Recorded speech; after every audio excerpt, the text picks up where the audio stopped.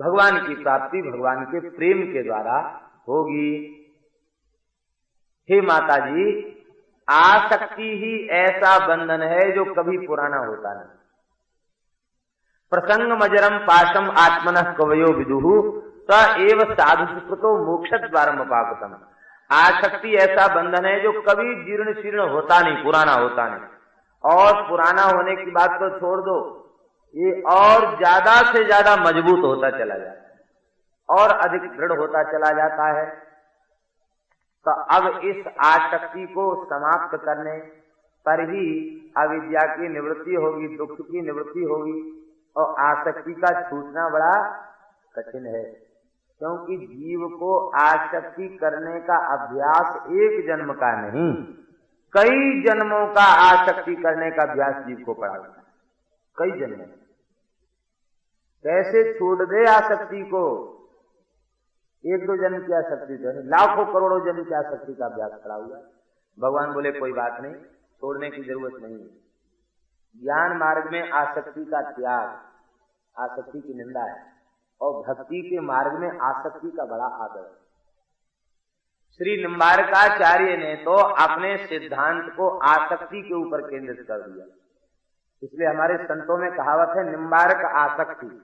निम्बारक संप्रदाय का सिद्धांत क्या बोले? आसक्ति। आसक्ति को बंधन का कारक माना, और निम्बारकाचार्य जी कहते बस आसक्ति करो। किसमें? बोले भगवान में और भगवान के जनों में। आसक्ति कर दो, बंधन छूट गया। तो निरंतर श्यामा श्याम को लाड़ लड़ाना, इनमें आसक्ति करना, इनसे लिए करना। तो आसक्ति जो बंधन का मूल है, वही आसक्ति भगवान की उपासना बन गई, क्योंकि उसका संबंध भगवान से हो। हमने सुना है श्री विठलनाथ जी के निकट, समर्थ भूमि के विठलनाथ जी, श्री विठलनाथ जी के निकट एक शिष्य आया, तो महाराज हमको शरण में ले लीजिए, ब्रह्म संबंध दे दीजिए। आपने कहा तो पहले तुम ये बताओ तुम्हारी किसी में आसक्ति है? उसने कहा महाराज हमारी किसी में आसक्ति नहीं। आपने फिर पूछा किसी में आसक्ति है? नहीं महाराज किसी में आसक्ति नहीं। फिर तीसरी बार पूछा, देखो झूठ मत बोलो, सच्ची बात बताओ, किसी में आसक्ति है? बोले किसी में आसक्ति नहीं। तो बोले तब आपको हम हाथ जोड़ते हैं, आप पधारो, आप भगवान की शरणागति के लायक नहीं, भक्ति मार्ग पर चलने के लायक नहीं, चले जाओ कहीं। वो बोला महाराज हम तो सोचते थे कि हम आसक्ति है इसे स्वीकार करेंगे तो आप हमको शरण में नहीं लेंगे, और आसक्ति नहीं है ये कहने पर ही आप शरण में लेंगे। आपने तो बात ही उलट दी, ऐसा क्यों? तो श्री विठलनाथ जी ने कहा कि तुम्हारी आसक्ति है और तुम उसे स्वीकार करते, तब हम बताते कि भाई जिस जगत में तुम्हारी आसक्ति वो तो नाशवान है, और नाशवान वस्तु में आसक्ति करने के बाद रोना पड़ेगा, इसलिए जहां रोना पड़े वहां आसक्ति क्यों करते हो? भगवान में आसक्ति करो। तो जगत से हटाकर हम तुम्हारी आसक्ति को भगवान की चर्चा सुना के भगवान में जोड़ देते। अब भगवान से जोड़ने वाली जो कड़ी है उसका नाम है आसक्ति, वो तुम्हारे पास है ही नहीं, तो हम भगवान से जोड़ेंगे तुमको कैसे? मान लो तुम्हारी आसक्ति बेटा में ज्यादा है, तो हम कहते अच्छा ऐसा है, बेटा तो बेटा है, ये एक बेटा भगवान को भी मान लो, एक बेटा तो तुम्हारा है ही है, एक बेटा तुम भगवान को भी मान लो। आसक्ति करो, इनमें बेटा मान के ही आसक्ति करो, तुम्हारा कल्याण हो जाएगा।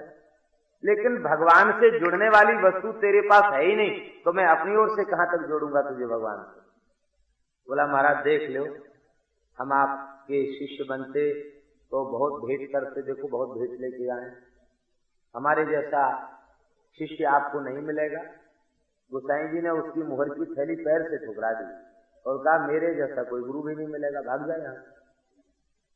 आसक्ति बंधन का मूल है, ये बात ठीक है, लेकिन वह आसक्ति जब जगत से हटाकर, क्योंकि आसक्ति करने का अभ्यास तो हमारे पास है, आसक्ति करने में हम प्रवीण हैं, अब उस आसक्ति को एक जगह से हटाकर दूसरी जगह कर देना, बस इसी का नाम है भगवान की प्राप्ति। हमने सुना है एक पंजाब के संत श्री बुल्ले साहब जी हुए, तो संतों से ही हमने सुना है, लेकिन वो धान के खेत में खड़े थे, तब तक कोई जिज्ञासु पहुंच गया और उनसे पूछा कि भगवान की प्राप्ति कैसे हो? तो वाक्य तो हमें पूरा पूरा याद नहीं है। उन्होंने कहा रवदा की पौना इत्थे पुटके उत्थे लौना, ईश्वर की प्राप्ति में क्या श्रम करना, यहां से उखाड़ के उधर लगा देना। जैसे धान को इधर से उखाड़ा और उधर लगा दिया, ऐसे ही जगत से उखाड़ के भगवान में रोप देना, यही भगवान की प्राप्ति। और क्या इसमें क्या कौन सा बहुत बड़ा कार्य है।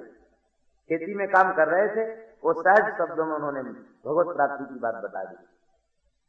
लेकिन एक ध्यान रहे, यहां भगवान की आसक्ति की बात नहीं कर रहे। पूरे प्रकरण में आप देख रहे हैं, हम अपने मन से नहीं कहते, इस पूरे प्रकरण में भगवान ने अपनी आसक्ति की बात नहीं कही। स एव साधु सुकृतः मोक्ष द्वारम अपावृतम, जो आसक्ति जगत में बनी भई है उस आसक्ति को सत्पुरुषों के चरणों में कर दो तो मोक्ष का द्वार खुल जाए। साधु सुकृतः क्यों कहा, इसके ऊपर विचार करें। इसलिए कहा गया क्योंकि यद्यपि ये बात सत्य है कि भगवान सब में विराजमान है, ये सर्वथा सत्य है, इसमें कोई संदेह नहीं। भगवान सर्वगत सर्वरूप सर्वमय हैं, सबके अंतर्यामी हैं, ये बात बिल्कुल सत्य है। लेकिन अविद्याग्रस्त होने के कारण वे सर्वगत भगवान हमारी समझ में आ नहीं रहे, हमारे अनुभव में नहीं आ रहे। ये दोष है कि नहीं हैं, लेकिन अनुभव में नहीं आ रहे हैं। लेकिन यह दोष संतों में नहीं है, वे हैं और अनुभव में आ रहे हैं। उनकी हम वाणी सुन रहे हैं, उनके व्यवहार को देख रहे हैं, उनकी निष्ठा को देख रहे हैं, उनके सूक्ष्माति सूक्ष्म साधन को हम देख रहे हैं, और उनकी जो उच्च कोटि की स्थिति है उसको भी हम देख रहे हैं।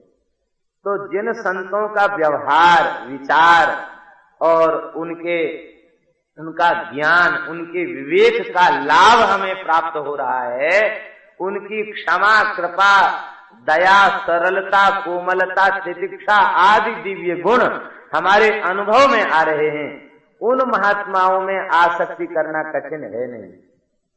भगवान दिखाई नहीं पड़ रहे, तो जो दिखाई नहीं पड़े उसमें आसक्ति करना कठिन है, और जो अनुभव में आ रहा है उसमें आसक्ति करना कठिन नहीं है।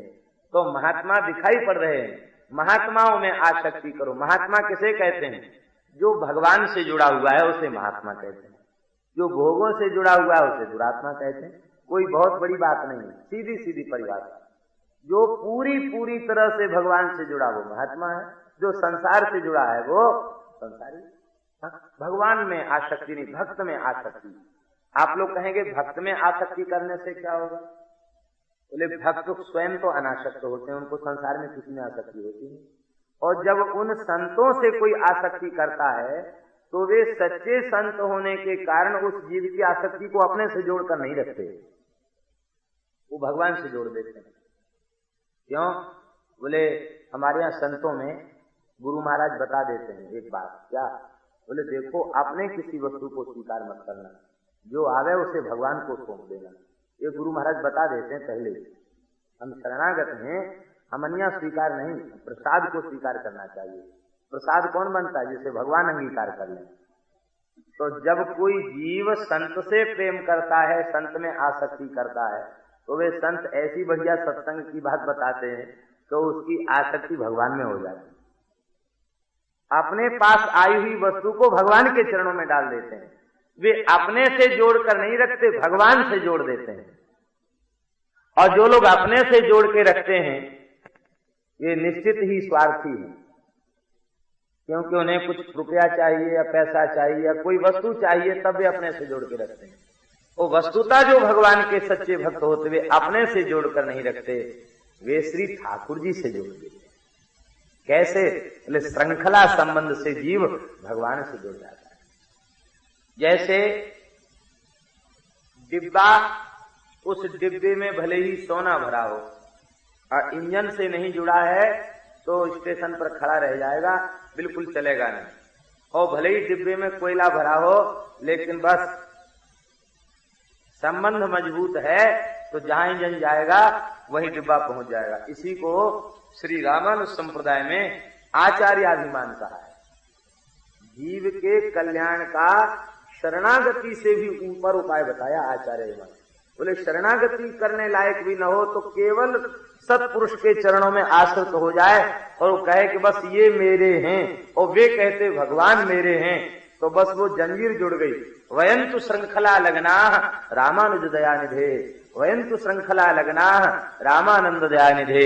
इस प्रकार से हम श्रृंखला लग्न हैं, हमारे आचार्य, उनके आचार्य, उनके आचार्य, और सब कुल मिला के भगवान से जुड़े हुए हैं। तो जब सब भगवान से जुड़े हैं और सबका एक ही लक्ष्य भगवान की प्राप्ति है, तो हम बीच में अटक भटक कैसे जाएंगे? बस आवश्यकता यह है कि हम जुड़े रहें, कट गए तो रह जाएंगे और जुड़े रहे तो पहुंच जाएंगे। भगवान से जुड़े रहे, आचार्य से जुड़े रहे तो बस भगवान की शरण में सहज ही पहुंच जाएंगे। तो स एव साधु सुकृता, संतों के चरणों में करे, और संतों की पूरी आसक्ति भगवान में है। जब संतों में आसक्ति करेगा तो भगवान में आसक्ति करने का प्रयत्न भी नहीं करना पड़ेगा और भगवान में उसकी आसक्ति हो जाएगी। कैसे हो जाएगी उसको तो आगे बताएंगे। पहले माता जी ने एक प्रश्न किया कि भगवान आपने संतों में आसक्ति करने की बात कही है, तो आप कृपा करके बताएं संत होते कैसे, संतों के लक्षण क्या हैं? संतों की महिमा अनंत है। विधि हरिहर कवि को विद्वानी, कहत साधु महिमा सकुचानी।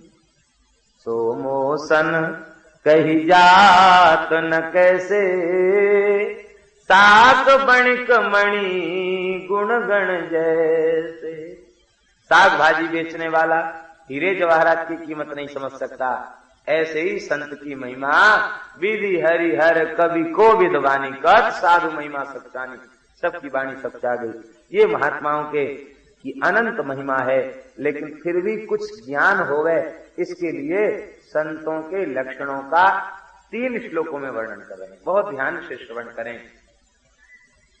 तितिक्षवा कारुणिका सुहृदा सर्वदेहिनां,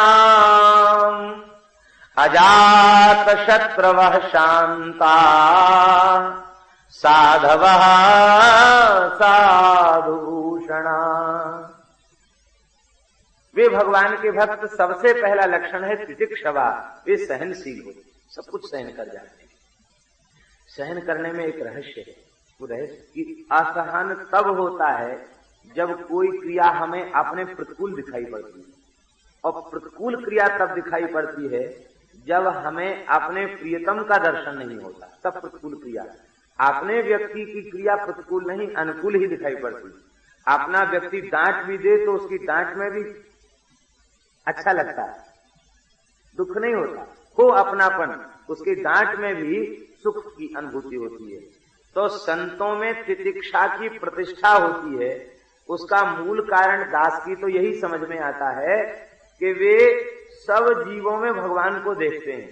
तो प्रतिकूल क्रिया करने वाले में भी भगवान है, जब प्रतिकूल क्रिया करने वाले में भी भगवान है तो उन्हें दुख नहीं होता। वे सोचते ये तो भगवान लीला कर रहे हैं, अच्छा कर रहे हैं, भगवान की लीला स्वीकार करके और वे उसको सहन करते हैं।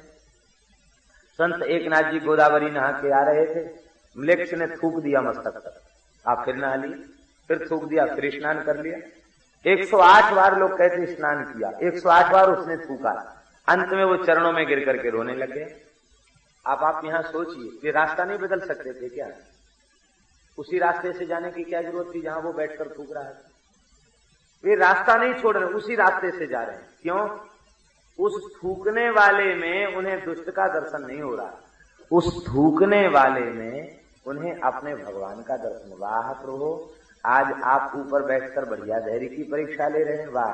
आज आप बार बार गोदावरी स्नान कराना चाहते हैं ना, जब आपकी इच्छा है मैं गोदावरी स्नान करूं तो फिर मैं क्यों उससे वंचित रहूं? आप थूकिए, मैं स्नान करूंगा। यही भाव उनके चित्त में जो है, उस विरुद्ध क्रिया करने वाले में भी वे परमात्मा को देख रहे हैं, इसलिए वे प्रसन्न होकर उसे स्वीकार कर रहे हैं। और जब वो चरणों में आकर गिरकर रोने लग गया तो आपने कहा कि भगवान आप क्यों रो रहे हैं? आज आपकी चरणों की कृपा से हमको 108 बार गोदावरी स्नान हो गया। आपने हमारा क्या अनिष्ट किया? बहुत भला किया आपने हमारा। आप क्यों दुखी हो रहे हैं? आप दुखी मत हो, तितिक्षव, सहनशील, पहला लक्षण। अपमान को तो सहन कर ही लेते हैं, सम्मान को भी सहन कर लेते हैं। अपमान को सहन करना बहुत बड़ी बात नहीं है, सम्मान को सहन करना बड़ी बात है। और जो सम्मान पचाना जानेगा वही अपमान को भी पचा सकेगा। अपमान में तो कई बार ऐसा होता है कि अपने से ज्यादा कोई शक्ति संपन्न व्यक्ति है, उसने अपमान कर दिया तो हम नहीं सहन करेंगे तो क्या करेंगे? उपाय हमारे पास क्या है? सहन करना ही पड़ेगा। नहीं सहन करेंगे तो और गाली देगा, मारपीट पर उतारू हो जाएगा। तो बुद्धिमानी इसी में है कि ज्यादा ताकतवर कुछ कहे तो चुपचाप सहन कर ले। लेकिन सम्मान में तो ऐसी कोई बात नहीं है। सम्मान के समय तो ये होता है कि व्यक्ति आदर करता है हमारा, पूजा करता है हमारी, और यदि हमारे चित्त में भाव आ गया कि निश्चित ही हम सेवा पूजा के योग्य हैं, आदर के योग्य हैं, इसीलिए हमारा आदर हो रहा है, तो बस समझ लो कि आदर पचा नहीं, सम्मान पचा नहीं। और जब सम्मान नहीं पचेगा तो अपमान न होने पर भी अपमान का अनुभव हो जाए। प्रणाम नहीं किया इसी से नाराज हो, अरे हमको प्रणाम नहीं किया, अरे हमको पूछा नहीं, अरे हमको ऊपर नहीं बिठाया। छोटी से छोटी बात पर अपमान का अनुभव होने लग जाएगा। जब सम्मान प्रिय होगा तो, और सम्मान प्रिय नहीं होगा तो अपमान का भी अनुभव होगा। सम्मान निरादर आदर ही सब संत सुखी विचरंती मही। सम्मान, निरादर, आदर, इन सब में एक जैसी स्थिति उनके चित्त की बनी रहती है। सहन करना हम सबको भगवान ने सिखाया। तितिक्षा धर्म के आचार्य भगवान है। तितिक्षा धर्म के आचार्य भगवान है। कोई हमारा एकांत में अपमान कर दे तो हमें सहन हो जाएगा, क्योंकि कोई देखने वाला नहीं, इसलिए सहन हो जाएगा। दो चार लोगों के बीच अपमान कर दे तो ज्यादा बुरा लगेगा, और कथनचित भरे बाजार में अपमान कर दे तो और बुरा लगेगा। वो भी मान लो सहन कर ले, तो घर में आकर कोई अपमान करे तो सहन बिल्कुल नहीं होगा, क्योंकि कहावत है कि घर में कुत्ता भी शेर होता है। घर में अपमान सहन नहीं होगा। कथनचित घर में भी कोई अपमान सहन कर ले तो गृहिणी के समक्ष किया गया अपमान तो पुरुष को कभी सहन होता नहीं, क्योंकि प्रत्येक पुरुष का कुछ न कुछ सम्मान गृहिणी के सामने होता है। हम लोग तो बचपन में ही संतों में आ गए, ज्यादा घुले मुले नहीं है गृहस्थों में। बाकी ये देखते हैं खेल, बंदर को क्रोध आता है कब? जब उसके निकट बंदरिया होती है। ये वृंदावन में देखा हमने। जैसे बंदर वैसे होगा, आंख मिलाओ कुछ नहीं बोलेगा, बंदरिया पास बैठी हो, आंख मिलाओ खो करके खाने के लिए दौड़ेगा। तो हमको अनुभव होता है कि ये में पशु है, लेकिन ये भी प्रतिष्ठा रखता है बंदरिया के सामने अपनी, तो अपनी शक्ति को जताने के लिए वो ऐसा काम करता है। पेड़ हिला देगा, खंबा हिला देगा, स्वयं अकेला होगा तो ये काम नहीं करेगा। इसका मतलब है कि पुरुष जाति का स्वभाव है, वो स्त्री के सामने कुछ न कुछ अपनी प्रतिष्ठा ऐसी बना के रखता है कि हम हैं कुछ, ये बना के दिखाना चाहता है। तो उस स्त्री के सामने उसका कोई अपमान करे तो ये सहन होना बहुत कठिन काम है। लेकिन सर्वसमर्थ भगवान का अपमान उनके घर में वैकुंठ में, जो अपने पार्षदों से घिरे हुए थे, वेद स्तुति कर रहे थे और लक्ष्मी जी चरण दबा रही है, उस स्थिति में भृगु जी ने लात मारी और भगवान तितिक्षा धर्म के आचार्य हैं, भगवान उठ के बैठ गए, भगवान के नेत्र सजल हो उठे। महर्षि भृगु के चरण को गोद में रख करके भगवान सहलाने लगे और बोले, महात्मन आपका चरण अतिशय कोमल है, हमारा वक्षस्थल कठोर है, आप हमारे अपराध को क्षमा करें। वैकुंठ के द्वार पर उपस्थित होकर आपकी चरणरज मस्तक पर चढ़ानी चाहिए थी, लेकिन आहा संत कितने दयालु होते हैं, मेरे जैसे प्रमादी को आपने पड़े पड़े चरणरज दे दी, वाह हम तो कृतार्थ हो गए। लक्ष्मी मेरे वक्षस्थल में विराजती हैं। अब तक हमें विश्वास था ये हमको छोड़ के कभी न कभी चली जाएंगी, क्योंकि ये चंचल प्रकृति की हैं, लेकिन आपकी मुहर लग गई, अब विश्वास हो गया लक्ष्मी हमारा त्याग नहीं करेंगे। आपको पीड़ा हो गई हो, मैं दबा के ठीक कर देता हूँ। ठाकुर जी चरण दबाने लगे। ये सहनशीलता है। और ऐसे तितिक्षा धर्म के अधिष्ठाता भगवान सतत भक्त के हृदय में विराजमान रहते हैं, इसलिए वह सहन कर देता है। क्षमा सागर भगवान, करुणा सागर भगवान सतत उसके चित्त में विराजमान रहते हैं, इसलिए भगवान का भक्त क्षमा कर देता है। ये भगवान का विशिष्ट क्षमा गुण है। बोलो भक्तवत्सल भगवान की। दक्षिण में तो एक विचित्र कथा प्रसिद्ध है, उसको वेंकटेश पुराण कहते हैं। कहते लक्ष्मी जी बहुत नाराज हो गई, भृगु जी तो चले गए और लक्ष्मी जी भगवान से लड़ने लगे। बोले कि अब तो आपने हमारा बहुत अपमान किया। भगवान बोले इसमें तुम्हारा क्या अपमान? बोले अब हमारी जो सहेली हैं, उमा हैं, ब्रह्माणी हैं, सरस्वती हैं, सावित्री हैं, ये सब जब मिलेंगी, सची सावित्री सब मिलेंगी, तो कहेंगे कि लक्ष्मी जी आपका पति तो कुटेला है, निकम्मा है, चाहे जो पीट जाए घर में घुस करके। तो आपकी बदनामी होगी, हमारी बदनामी होगी, हमको सहन नहीं होगा। आपको तनिक भी तो कहना चाहिए महात्मा से कि क्या तुम्हारी खोपड़ी खराब हो गई, यहाँ करके हमने क्या अपराध किया था? कुछ भी नहीं पूछा, उल्टे पैर दबाने लग गए। ये तो आपका व्यवहार हमारी समझ में नहीं आया। और या तो आप भृगु जी से कुछ कहिए, तो नहीं तो मैं आपको छोड़ के जाती हूँ। भगवान बोले तुम भले ही चली जाओ, लेकिन हम तो भृगु जी से नहीं कुछ कहे, हमें तो दुख नहीं हो रहा, हमें तो प्रसन्नता है। लक्ष्मी जी गई, तप करने लगे। जो तिरुमला के नीचे लक्ष्मी जी का मंदिर, ये नहीं, कोल्हापुर महाराष्ट्र, कोल्हापुर महाराष्ट्र में लक्ष्मी जी तप करने चले गई, कोल्हापुर चले गई। भगवान ने श्रीनिवास रूप से अवतार ग्रहण किया है। आकाश राज की पुत्री पद्मावती से भगवान ने विवाह किया है। वेंकटेश पुराण में इसकी चर्चा है। विवाह में धन की जरूरत थी, सब देवता बारात में सम्मिलित हुए, तो कुबेर से भगवान ने ऋण मांगा है विवाह के लिए। और भगवान ने कहा है कि देखो ब्याज हम तुमको रोज देंगे, मूल तो देंगे नहीं, ब्याज रोज देंगे।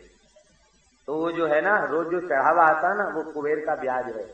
रसिक लोग कहते हैं, दक्षिणी लोग कहते हैं भगवान से उलाहना देते हुए, कहते कि जो ब्याह में कर्ज किया वो कर्ज चुका रहे हो आप, इसलिए आपको सोने की भी फुर्सत नहीं है, दिन रात पुजाते रहते हैं।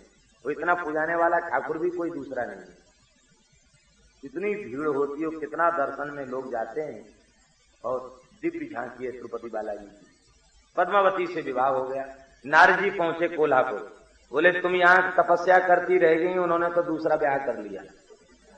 और लक्ष्मी जी बहुत नाराज भई, गरुड़ जी के ऊपर विराजमान भई, बोले चलो देखते हैं कैसे ब्याह किया उन्होंने भी। गरुड़ पर बैठ करके लक्ष्मी जी, गरुड़ारूढ़ा लक्ष्मी जी पधारी हैं वेंकटाचल पर्वत पर, उसमें भगवान विराजमान थे। वेंकटाद्रि साक्षात नारायण स्वरूप है वेंकटाचल, वहां जैसे ही पहुंचे। ये सब भगवान की लीला रसमयी लीला है, इसमें अन्यथा भाव मत लेना। लक्ष्मी जी वहां पहुंची हैं, भगवान ने पद्मावती जी से कह दिया देखो सावधान रहना, बड़ी आ रही है तुम्हारी बेटी, वो गुस्सा में है, वो कुछ कहें तो सहन कर लेना, कुछ बोलना मत, क्योंकि झगड़ा होगा तुम दोनों का, हम किसी का पक्ष नहीं ले पाएंगे, हमने पहले कह दिया तुमसे। हम तो क्षमा के आचार्य हैं, हम तो क्षमा ही करेंगे, खेल देखेंगे केवल, इसलिए तुम मौन हो जाना। तुम मौन नहीं भई तो झगड़ा बढ़ जाएगा। पद्मावती जी ने कहा प्रभु जैसी आपकी आज्ञा। लक्ष्मी जी आई, पहले तो भगवान को फटकारा, आपने विवाह क्यों किया? भगवान मौनी हो गए, कुछ नहीं बोले, चुप हो गए। पद्मावती जी से कहा कि तुमने विवाह क्यों किया? अरे पूछना तो चाहिए था कि आपका पहले कोई विवाह हो चुका है कि नहीं, जानकारी कर लेती तब विवाह करती। उन्होंने कहा गलती हो गई, गलती हो गई, अब गलती स्वीकार करती हो। पद्मावती जी अतिशय संकुचित भई। जब अतिशय संकुचित भई तो भगवान ने उनको इशारा किया और वे वक्षस्थल, ये वेंकटेश भगवान का दर्शन आप करेंगे तो उनके वक्षस्थल में बाईं ओर पद्मावती जी का चिन्ह विराजे। पद्मावती जी को उन्होंने, भगवान विग्रह रूप हो गए हैं, साक्षात रूप से विग्रह रूप हो गए हैं। वेंकटाचल पर विराजमान तो भगवान तिरुपति बालाजी विग्रह नहीं है, साक्षात भगवान ही हम कलयुगी जीवों पर कृपा करके विग्रह रूप से हो गए हैं। बाईं ओर वक्षस्थल में श्री पद्मावती जी विराजमान हो गई, दाहिनी ओर तो लक्ष्मी जी पहले से विराजमान थी, पद्मावती भगवान के श्रीअंग में विराजमान हो गई। वहां अलग से लक्ष्मी जी नहीं है, केवल वेंकटेश और लक्ष्मी जी नीचे चली गई हैं। आज भी नीचे लक्ष्मी जी का मंदिर है, पहाड़ के नीचे लोग उनका, ये सब भगवान के चरित्र हैं। ये आप लोग कहेंगे कि इतना लंबा चरित्र भगवान ने क्यों किया? बोली चरित्र इसलिए किया कि सब कुछ हो जाए, हमारी लक्ष्मी जी नाराज हो जाएं और हमको और भी कुछ सहन करना पड़े, तो भी मैं अपने क्षमा गुण का त्याग नहीं कर सकता। ये भगवान ने अपनी क्षमा सागर, ये जो दिव्य गुण है, इसको प्रकट करने के लिए भगवान ने यह लीला की। और भगवान की लीला से तो हम सब जीवों का कल्याण ही है। ये तितिक्षा, सहनशील, सम्मान को सहन, अपमान को सहन कर लेते हैं। और सम्मान को अब सम्मानं कलयाति घोर गरलम, चैतन्य महाप्रभु जी ने कहा सम्मानं कलयाति घोर गरलम, सम्मान होने लग जाए तो साधक को समझना चाहिए हमको विष पिलाया जा रहा है। कोई नीच से नीच व्यक्ति गाली देने लग जाए, अपमान करने लग जाए, तो समझ लेना चाहिए नीचापमानम सुधा, हमको अमृत पिलाया जा रहा है। इस भाव से सम्मान और अपमान की क्रिया से बचा जा सकता है। श्री तुकाराम जी महाराज जो कलयुग में सदैव वैकुंठ पधारे, तुकाराम जी का चरित्र भी गीता प्रेस से प्रकाशित है और साधकों के पढ़ने योग्य चरित्र है। तुकाराम जी का चरित्र अवश्य ही पढ़ना चाहिए, बहुत दिव्य चरित्र है तुकाराम जी का। श्री तुकाराम जी सब लोग चरित्र जानते हैं, भाइयों ने अन्याय किया, हिस्से में कुछ नहीं दिया और बही खाते भी आपने चंद्रभागा में डुबा दिए। और अंत में आप, एक दिन की बात है, पत्नी की प्रेरणा से गन्ना लेने गए, गन्ना लेके लौट रहे थे, बालकों ने गन्ना मांगे, एक एक गन्ना आपने सबको बांट दिया, एक गन्ना। और जब एक गन्ना लेके घर में लौटे तो पत्नी का क्रोध इतना अधिक बढ़ गया, वो सहन नहीं कर सकी, आपके हाथ से गन्ना छीन करके पीठ पर बड़ी जोर से गन्ना दे मारा। गन्ने के 2 टुकड़े हो गए। अपनी पत्नी से अपमानित होने पर भी आपको पीड़ा नहीं हुई, आपके मस्तक पर तनिक भी क्रोध की रेखा नहीं आई। कैसा हृदय होता है महात्माओं का, वाणी नहीं कह सकती। आपने मुस्कुरा कर कहा, देवी हम तो सोच ही रहे थे, गन्ना एक है, चूसने वाले हम घर में 2 लोग हैं, अब हिस्सा कौन बांटेगा इनमें से, बंटवारा कौन करेगा? तो तुम बड़ी दयावान हो, तुमने हिस्सा कर दिया, जो टुकड़ा नीचे गिर गया उसे मैं चूस लूंगा और जो तुम्हारे हाथ में उसे तुम चूसो। विठल का भजन करना और अपने को करना ही क्या है। उनके नेत्रों के सामने अंधकार छा गया उनकी पत्नी जीजाबाई के। ऐसे सरल पति का अपमान करके मैं कहां जाऊंगी, रोकर चरणों में प्रणाम किया, उनका जीवन ही बदल गया। बोले अब आप केवल भजन करें और मैं कैसे भी होगा मैं आपकी सेवा करूंगी, अब आपके भजन में कभी विक्षेप नहीं करूंगी। फिर तुकाराम जी सदैव भगवान के धाम। ये कलयुग की घटना, ये सबसे पहला लक्षण है तितिक्षा। और संत एकनाथ जी का एक चरित्र तो ऐसा विचित्र है। एक ब्राह्मण आया, बोला हमारी बेटी का ब्याह, आप सब ब्राह्मण कुछ चंदा इकट्ठा करके कर दीजिए। ब्राह्मण चिढ़ते थे एकनाथ जी से। एकनाथ जी भी ब्राह्मण ही थे, लेकिन दुष्ट का सज्जन से स्वाभाविक बैर होता है।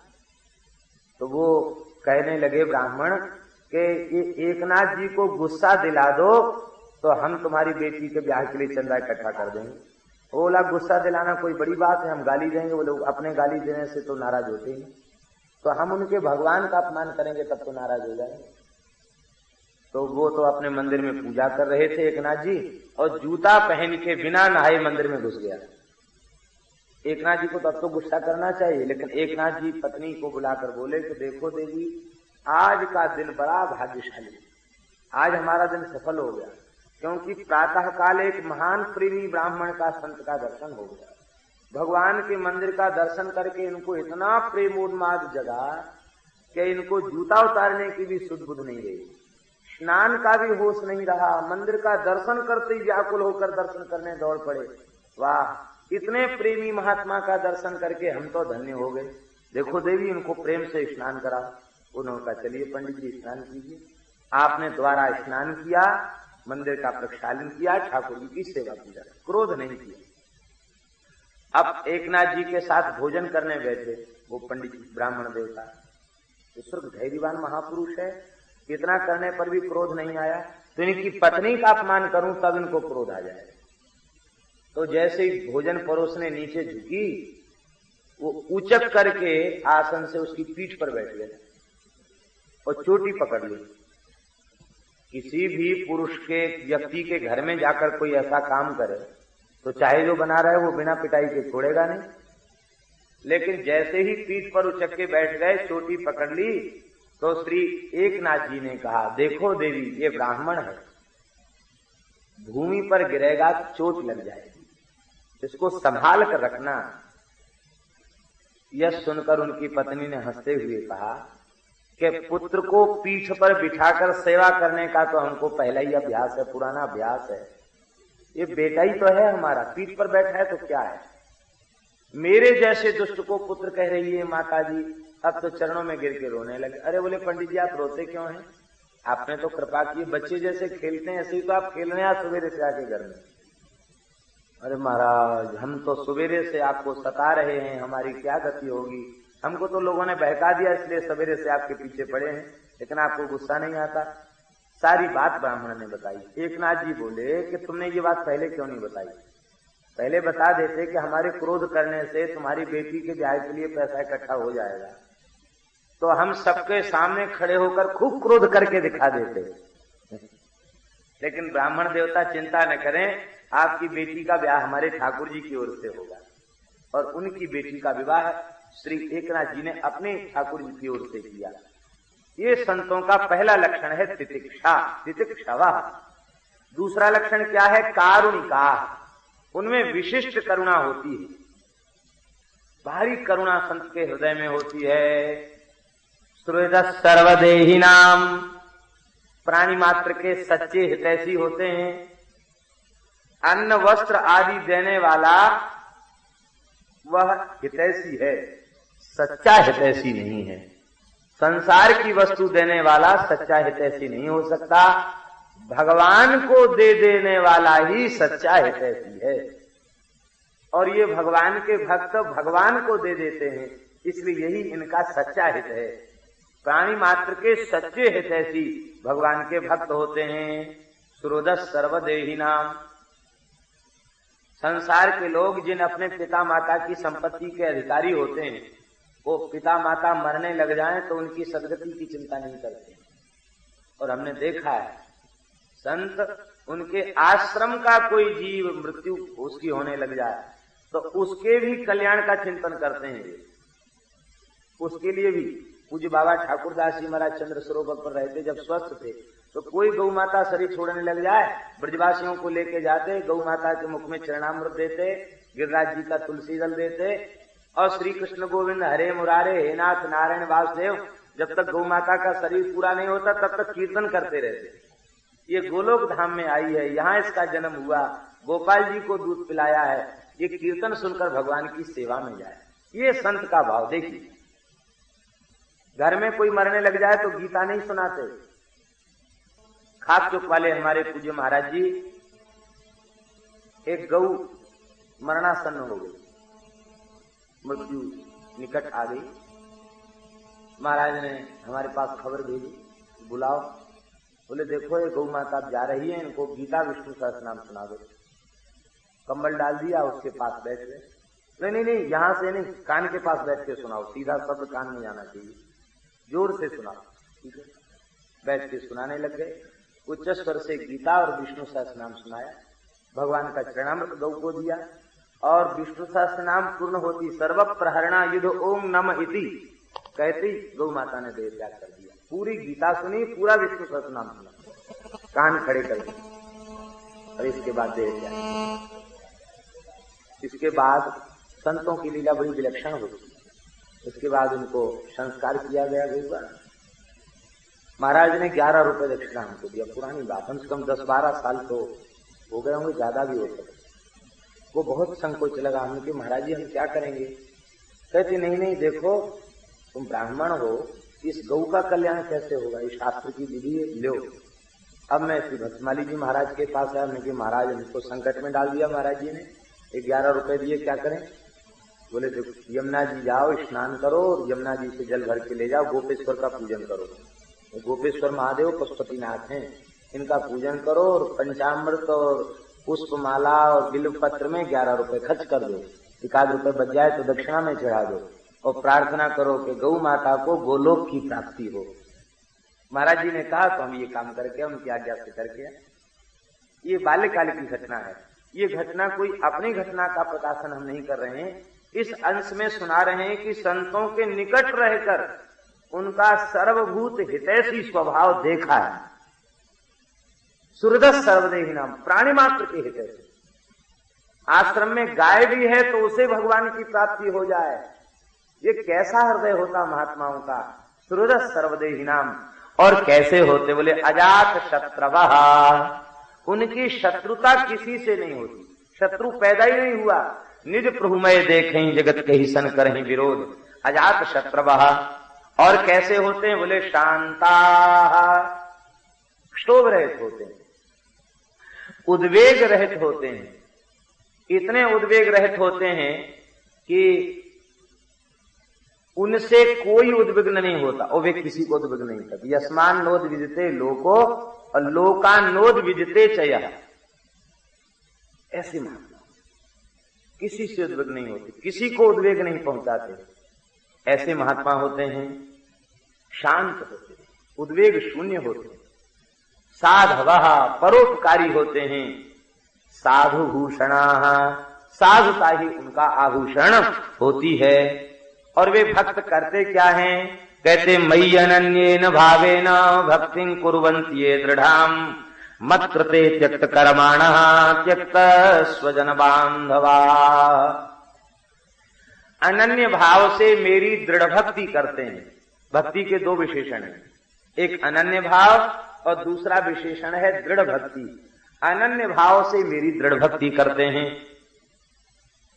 अनन्य भाव से नहीं होगी तो प्रेम नहीं होगा, क्योंकि प्रेम अनेक में नहीं, प्रेम एक में ही किया जा सकता है। अनेक में जो प्रेम होगा वो तो बट जाएगा, प्रेम एक में किया जा सकता है, इसलिए अनन्य भाव से। और दूसरा विशेषण है दृढ़ भक्ति। दृढ़ भक्ति का तात्पर्य होता है कि भक्ति किसी प्रकार से कम न हो, बढ़े, उसको दृढ़ भक्ति कहते हैं। जैसे दृढ़ भक्ति, मीरा जी की भक्ति दृढ़ भक्ति है। दुष्टन दोष विचार मृत्यु को उद्यम कियो, बाल न बांको भयो गरल अमृत ज्यों पियो।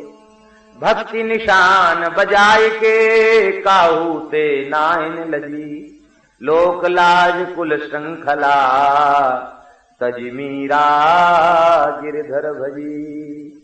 लोक लाज का त्याग करके भगवान का भजन किया। बड़ी से बड़ी विपत्ति आई, उनको भी मीरा जी ने ठुकरा दिया, उनको भी पार कर लिया। ये दृढ़ भक्ति। दृढ़ भक्ति का तात्पर्य है चाहे जितनी बाधा आवे, विक्षेप आवे, भगवान में प्रेम कम न हो, जितनी बाधा विघ्न आवे प्रेम उतना बढ़ता ही चला जाए, इसको कहते दृढ़ भक्ति। ऐसे वे संत दृढ़ भक्ति करते हैं। और मत करते त्यक्त कर्माणः, मेरे लिए कर्म का त्याग कर देते। कर्म का त्याग संभव है क्या? नहीं कश्चित क्षणमपि जात तिष्ठत्य कर्म कृत।